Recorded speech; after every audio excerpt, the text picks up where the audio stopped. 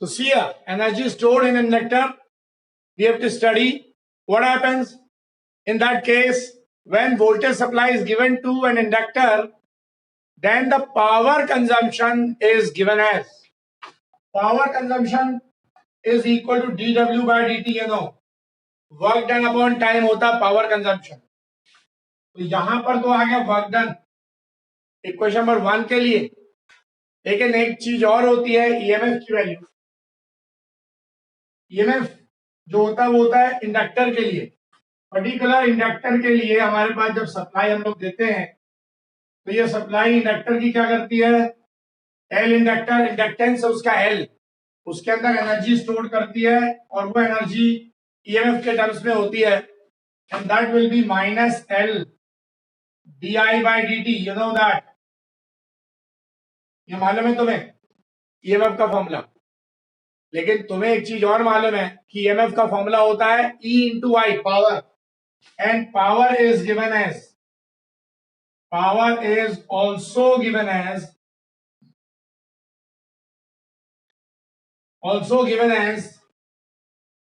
P equal to E into I, E into I।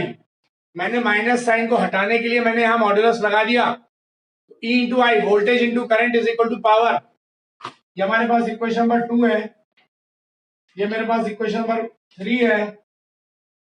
देखो ध्यान से, इस पावर की जगह पे मैं ये वैल्यू रख सकता हूं तो देखो क्या मिलेगा, और इस ईएमएफ की जगह पे ये वैल्यू रख सकता हूं तो देखो क्या मिलेगा। फाइनली ये देखो, you might have noted down this entire value, when voltage supply is given to an inductor then its power consumption will be given as this, but EMF equal to होता है इंडक्टर के लिए L di by dt। Power consumption can also be given as P equal to into I according to the diagram। So अब क्या करोगे, इस EMF की value को यहां रख दोगे, जो पावर आएगा उससे कंपेयर कर लोगे इसे, तो देखो क्या मिलेगा। तो देखो क्या मिलेगा हमें, सब लोग ध्यान दो। 10 we get, देखो यहां therefore पावर इक्वल टू, ये मैं मॉड्यूलस में है तो ये प्लस हो जाएगा इसका value L di by dt into I, that will be the power।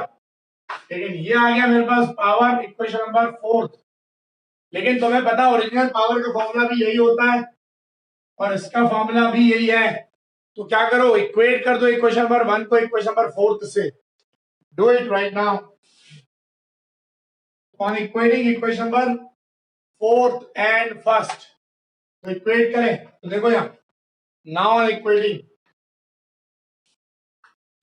Now on equating equation first and fourth,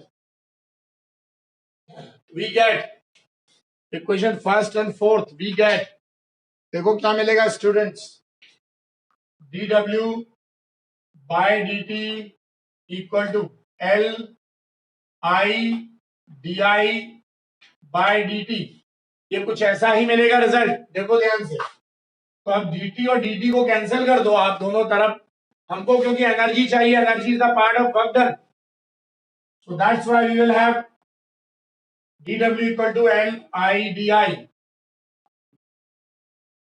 ये तुम्हें मालूम चल गया, और जब ये हो गया तो आप क्या करोगे, इंटीग्रेबल दिखना है आपको। इक्वेशन नंबर 5 है, now on integration both the side, so now on integration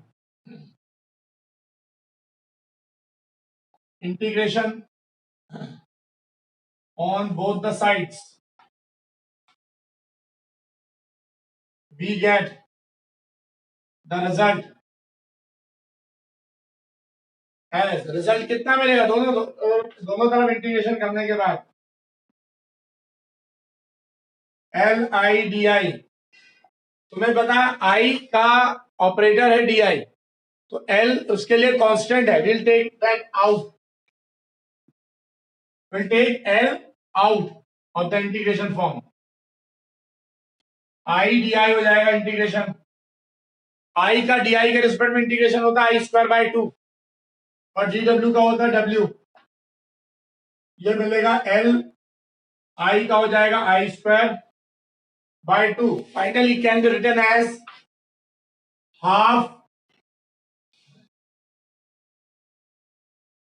Li square, half Li square, which is converted in the form of energy.